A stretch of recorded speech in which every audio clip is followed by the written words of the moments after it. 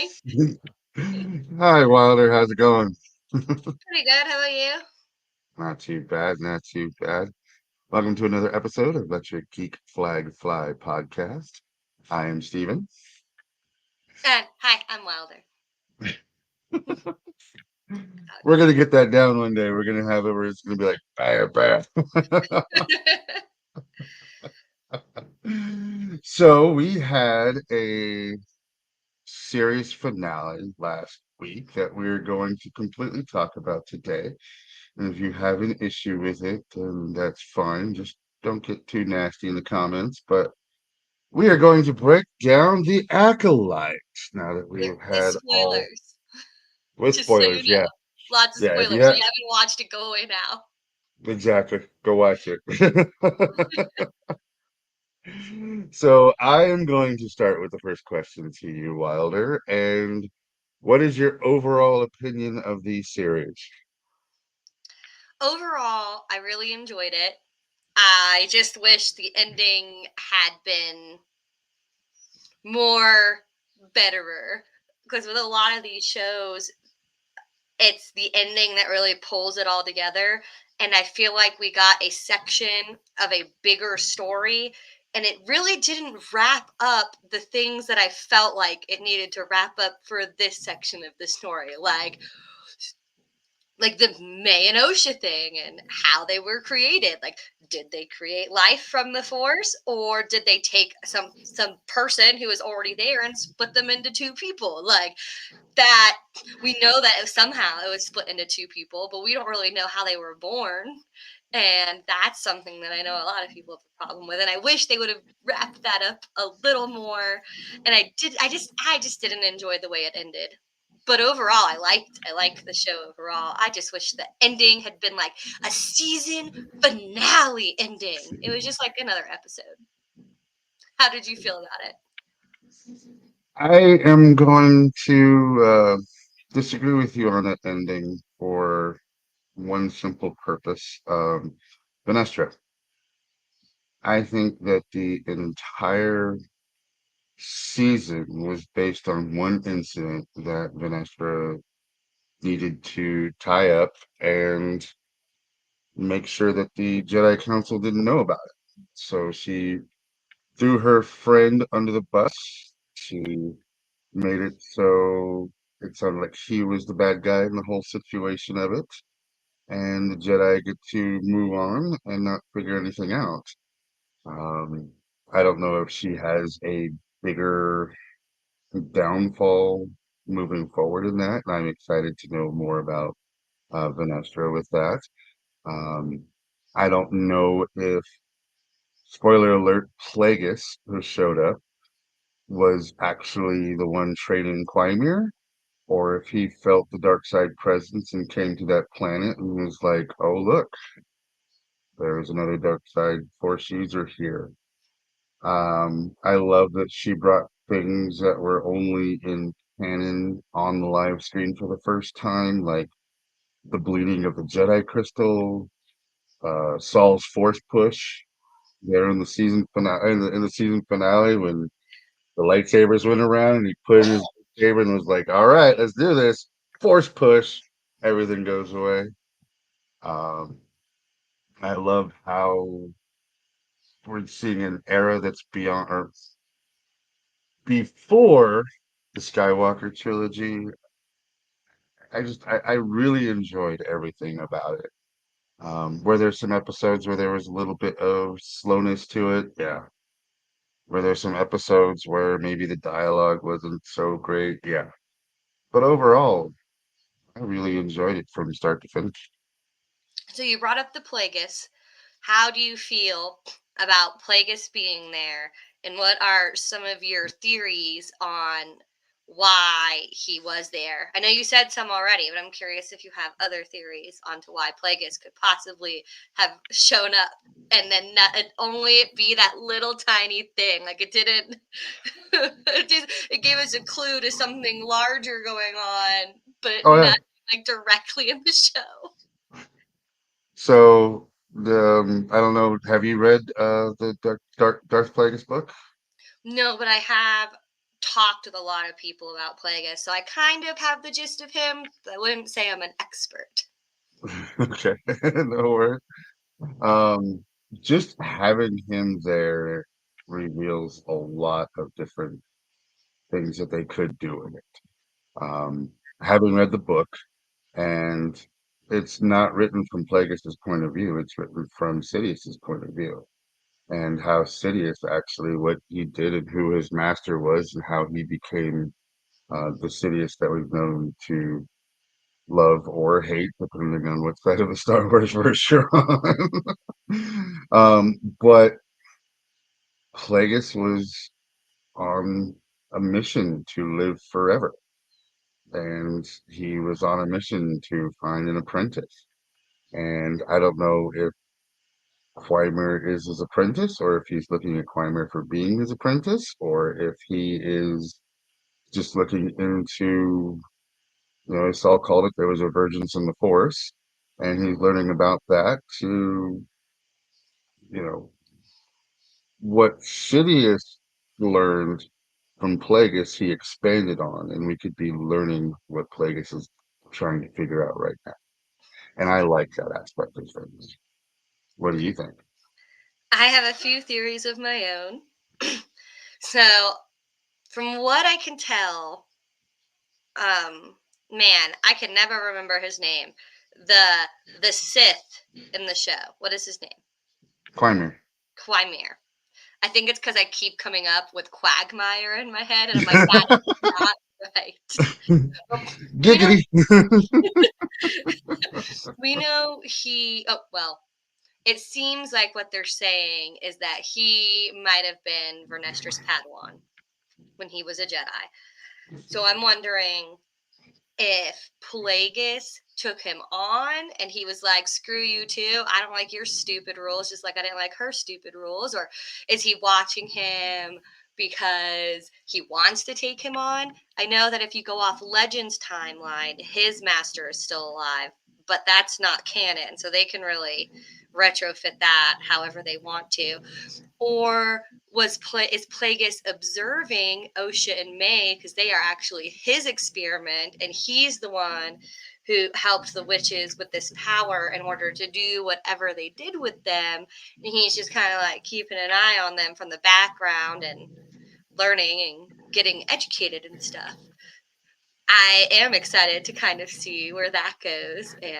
But he does, I know he's a different alien species, so you can't really tell his age. To me, he looked super old, but to other people I've talked to, they're like, that's just because that's his species. I'm like, I don't know. Right. I don't know which one it is, but he was creepy, that's for sure. And we also noticed that Quimir, is that right? Yeah. Yes, okay. He didn't have Sith eyes. So there's that.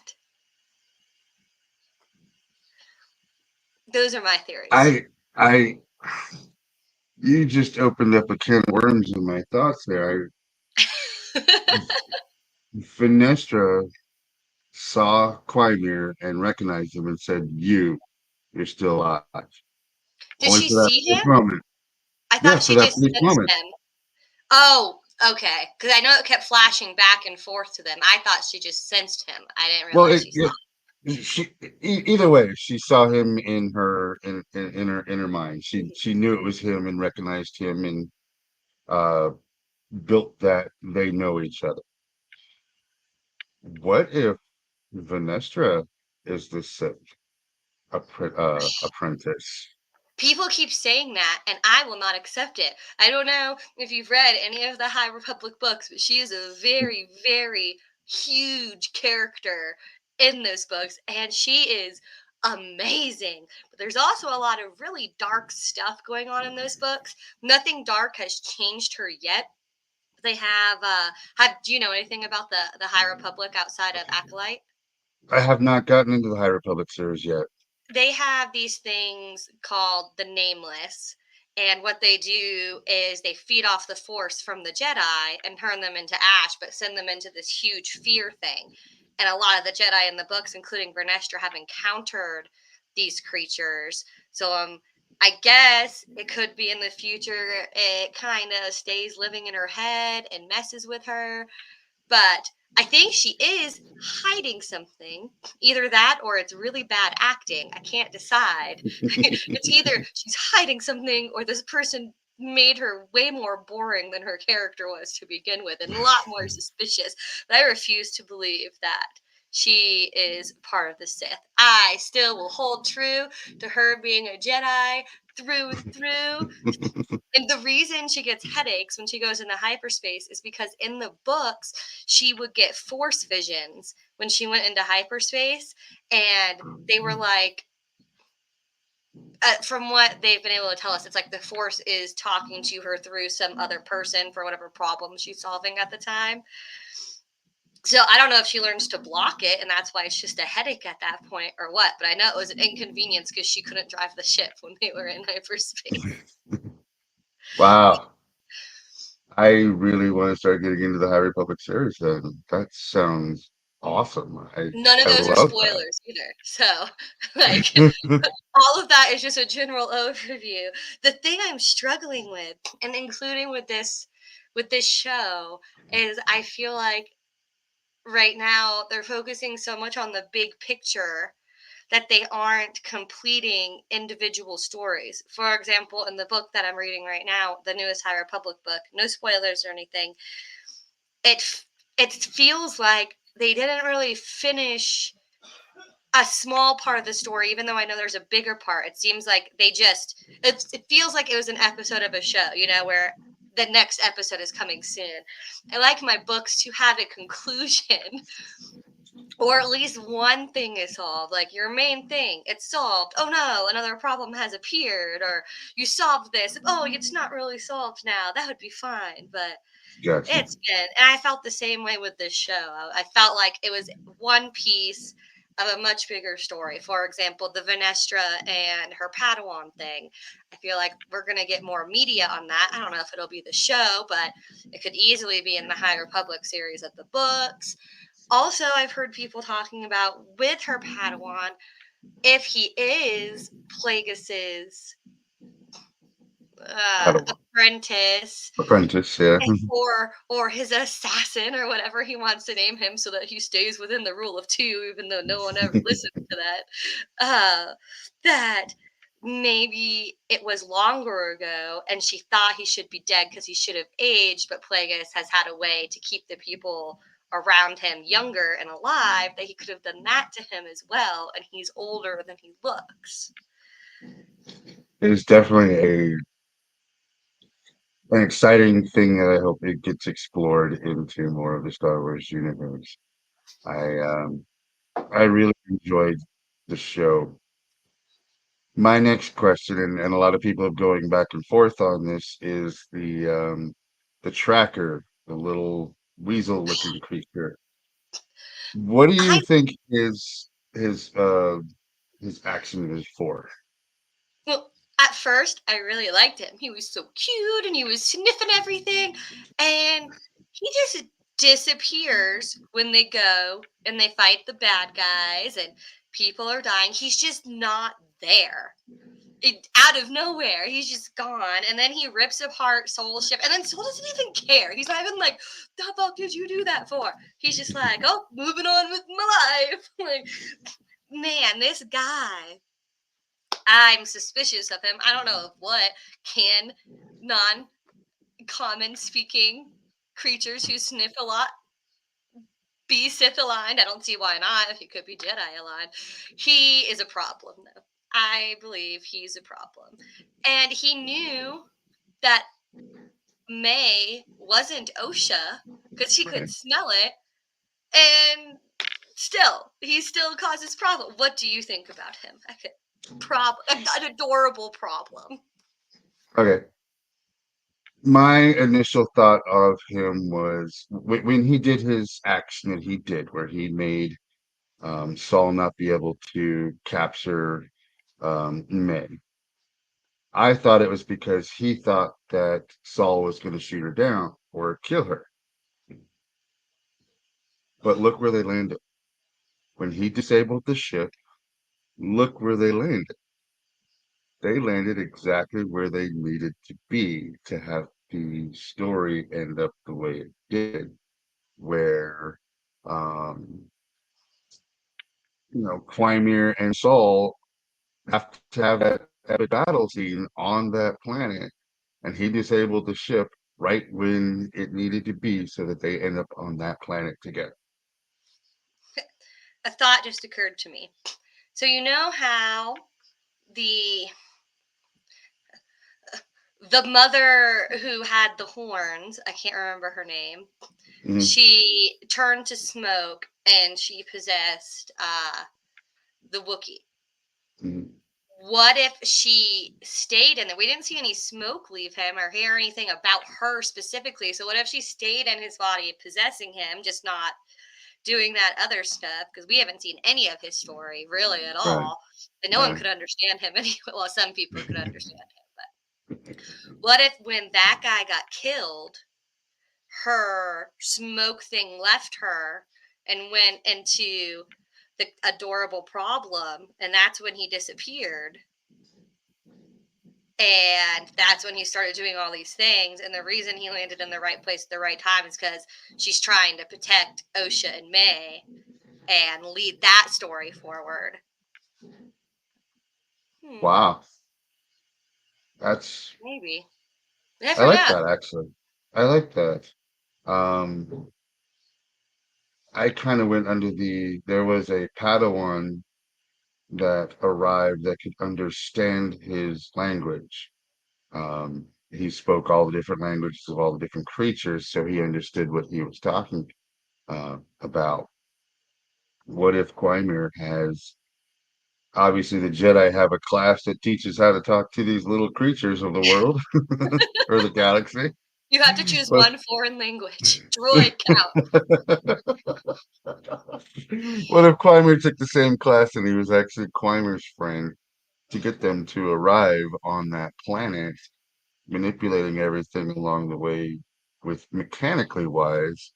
Um, if you remember when they first got on the ship, the um, communications with the Jedi wasn't there. It was messed with before, and he disappeared before the fight. So, what if he went back to the ship to mess up those communications until everything went through? He's obviously playing something that he's not being told on. He's some sort of problem. How do you feel about the way that they showed her bleeding the kyber, it turned her lightsaber turning, and that whole scene? Mixed reaction from me. Hmm. Um, I really enjoyed seeing that up close, where um, the actual, the blood was going in, the kyber crystal was starting to crack, the dark force was going into it, and then when she pushed the hilt button to actually have it go to see the blue turn into the red. I really enjoyed that aspect of things. The How do I say this, connoisseur of it was like it's a whole spiritual ritual in bleeding the lightsaber where you have to go off and you actually have to do a certain thing to break that crystal to make it bleed to turn it red and then put it back into your hilt, or create a different hilt to contain that. But for the entertainment value, man, that was badass. I thought it was interesting how, so before I always thought that bleeding the crystal was getting the blood of a Jedi on your crystal, which I later learned that is not what it is. But in this one, they do show her blood going over the crystal, so it re-adds to the confusion. Does there need to be blood involved for bleeding the crystal? Because we don't really have a lot of anything in canon for that. That's something else that I wanted to talk about too. Was I know a lot of people's biggest issues with this show is continuity. I personally don't care that much about continuity in a fictional world. I'm okay with plot holes as long as they're not like big, giant, gaping plot holes that really confuse and muddle everything. But like little plot holes, like saying that the Jedi haven't been around in this many years or whatever. Well, that's literally one line. It doesn't really mess it up. But then they say it makes the whole Vader thing not matter anymore. Well, no one really knew about them, does it? I'm just like, I like to think of each thing as its own individual entertainment, and it's fun. It's not real history, so I don't need it to be 100% historically accurate. I'm okay with that. And I think people holding Star Wars to a higher model than our own actual history, which has also excessive amounts of plot holes because nobody knows the real truth a lot of the time, is something else to be mad about, I guess. I agree. Lightsaber so good. Come on. So here's my take on it. This coming from a fan who saw Empire Strikes Back in the movie theaters when it first came out. When George Lucas re-released the original trilogy, he added in the special effects that were available to him at the then time, but it was in the future of the original release. And he changed it so Guido shot first, or Greedo shot first, not Han. He received death threats. When he added Jabba the Hutt, even though Jabba the Hutt was in the original script, he had him as this gangster type guy and not the slug worm looking creature. And when he got the technology to be able to add it back in, he received death threats. You're changing the canon. You're messing with the story. You're doing all this, George. What's going on? So then you move forward, and all of a sudden, one line from episode one, everybody lost their shit when Qui-Gon said, "I'm checking your midichlorian count." And everybody was like, "The Force is not an energy; it's a midichlorian, and you're ruining the canon, and you're destroying the universe, and you're rah, rah, rah." And then Ahmad Best, who played Jar Jar Binks, had to give up on Hollywood for a little while because he got death threats because Jar Jar ruined the canon, because Jar Jar was a stupid character. These people who exist in this toxic fan base have been there since the first moment that George Lucas changed anything, and they've been outright crying about it. Yes, I'm calling you out, you fucking pussies. It's a fictional fucking show. It is not set in any kind of fucking reality, and you bitches have done this ever since the fucking 80s when George changed one little fucking thing. Enjoy the fucking show or move the fuck on. It is that fucking simple. We just went from PG to rated R due to all the curse words.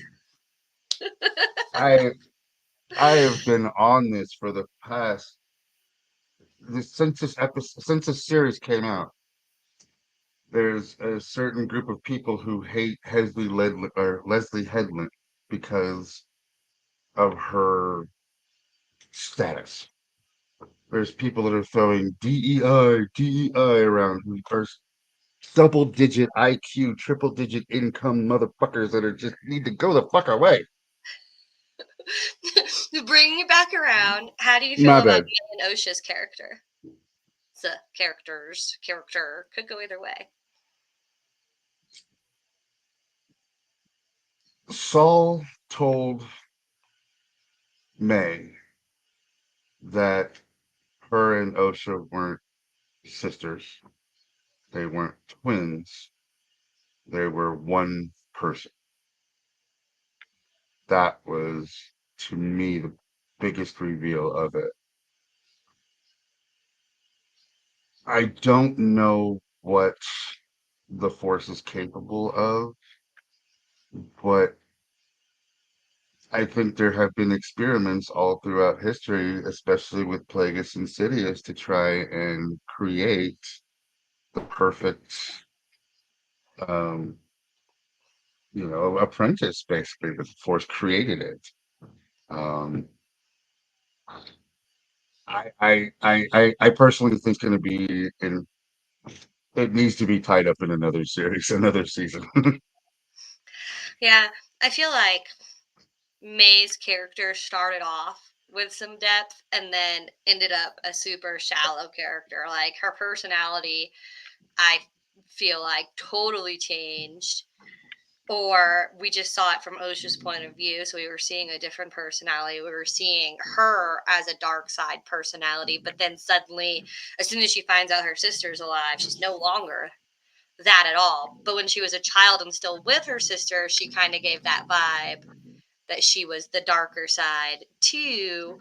Then she's like, sure, you guys can erase my memory, or out of nowhere, Osha, what do you want to do? You weren't willing to give that choice before. Like, I didn't feel like there was enough.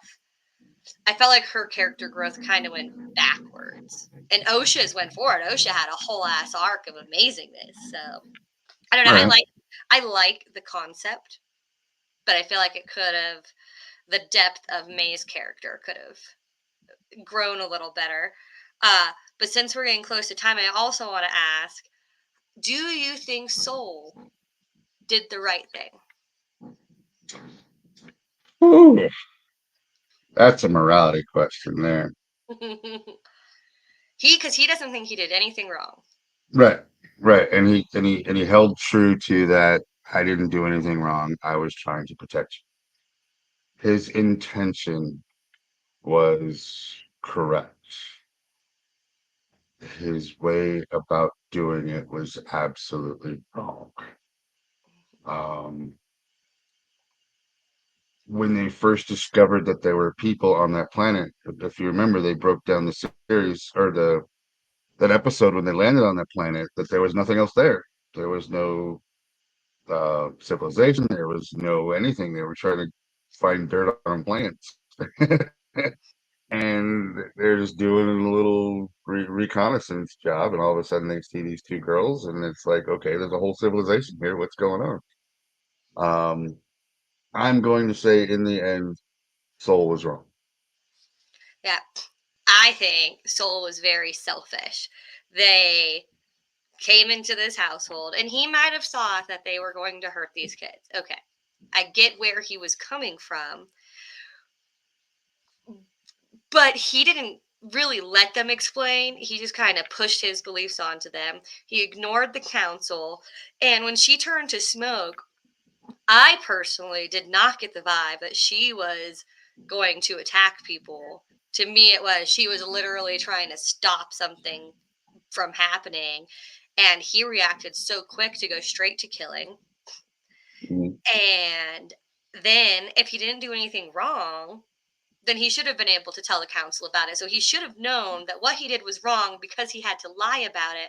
But he doubled down on it. He tried to take this kid away when he knew she was too old and they would not let her become a Padawan. Ignore Mhm. Anakin in the future, who does let them, but I feel like that's the dying wish of a great master, is the reason why he gets to do that. She wasn't going to get to become a Padawan anyways. He lied to her and manipulated her into trying to come with him with saying that she would be able to do that. I think Soul was. I liked him all the way up until we found out about all that stuff, and I was kind of like, mm-mm. You ignored everything. And I know that the Padawan kid, he did a stupid choice. He was like, I'm gonna go and do this. But one, he's a literal child. He's a Padawan. He might have not looked like a literal child, but he was a child, and Mhm. he had his head messed with. So I feel like that could have been something else that triggered in on that too. But Soul didn't have his head messed with, at least that they showed us, and he was just a liar. And I was really disappointed, and I was not that sad when Osha killed him in the end. And I understand why she did it, because he had lied to her for her whole life, made her hate her sister, who was still alive, even if they Mhm. she was still alive, completely destroyed the view of her sister and their family. And I mean, like May had said, he can't help you with your negative emotions because he was the cause of your negative emotions. And oh, she learned to force choke. She was just so mad. She's like, "Fuck you." Which is how that was part of the you have to kill without a weapon. Mhm. That was the third step of what needed to be done. You have to kill without a weapon, and she learned how to force choke. In that moment, when she found out what Saul was, what he did, how long he let her go before she knew her sister was even alive. That's the dark side power, though, right? You give into your emotions, and suddenly you have these bigger powers. And she did. She gave into her hate, and boom, Right? force choke. Exactly. Exactly. Well, I think we are reaching our Yep, I time. agree. Yep, we are at the 30-minute mark there. So um that was fun. Tell us what you thought of the Acolyte. Yes, give us a breakdown on your guys' thoughts. Be honest about it. And until next week, may the force be with you guys. May the force be ever in your favor. That will turn somebody to the dark side right there. That's my goal. Have a good week, everybody. Bye.